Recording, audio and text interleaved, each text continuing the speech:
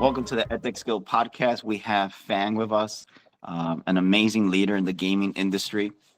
And actually, we're going to dive in real quick into, what has been your experience in the gaming industry? How did this journey start with you?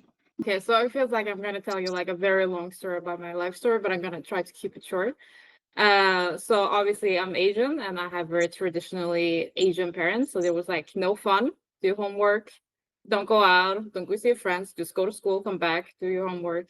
But I always been very interested in games. I think everyone, as a kid really like video games, especially. I don't know how old you guys are. I know Wendell is 21. But for us millennials at least, the whole video game and computer came out around when we're starting to get into our teenage years. So I played obviously a lot of like The Sims 2. There were those like classic games that you had on your computer and like a CD disc.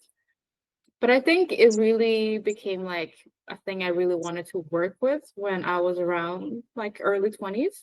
I started playing games and I realized like I really find this medium very interesting. As a child, I used to read a lot of books, like excessively, to the point that the librarians knew that I was coming in and they're like, "Oh, it's you again. How many books are you going to read this time?"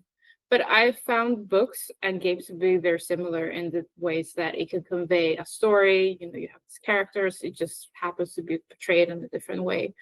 So that kind of already spoke to me in that way that I really wanted to be able to experience, different world. You can go back in time, you can be in the future. There's like endless opportunities to convey a story.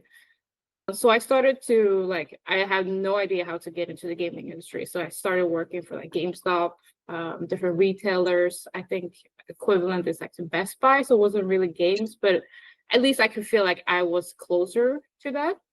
And along the way, obviously, I met people who were my managers or coworkers, and they also naturally started working within the game industry. So one day I just applied for one of those very assistant jobs, you could say, to a sales team. And happens to be that one of my former managers were already working there, so he put in a good word. So yeah, and that's how I sort of managed to get in. And then I've been there ever since, and I've been working in different fields, but mostly it's just been based on experience. And I was just lucky to get that first opportunity that essentially unlocked the rest of my career. Cool. I'm pretty sure Autumn is exploding right now. Her brain is going yeah, let's get those questions out. Go ahead, Autumn. Oh my gosh, I have so many questions, but I guess I'll start with first. So for you, what has been the most rewarding part of your career so far? So what I do as my job is called release management. So it's essentially project management. So for anyone who ever led a project, you have so many different people you're trying to talk to. And with gaming, it's so many different layers as well, because it's, more of a software and it can be quite complicated. You need programmers, coders, graphics and everything. So for me, it's always rewarding to see that game you've been working on for so long, even though I'm not physically making it. I'm not the one putting everything together or writing in a script, but it feels very rewarding each time I see something I've been working on for the last 2 years to be out the door and see it received well. And, I feel like I'm always helpful to developers or my publishers. So that to me always feels equally rewarding, regardless how big or small the game is. Mm-hmm. That's amazing. Yes. I like your journey of going into the gaming industry and finding those different levels of getting into the industry, like working at GameStop. That's a great start, because it's that's where all the games are.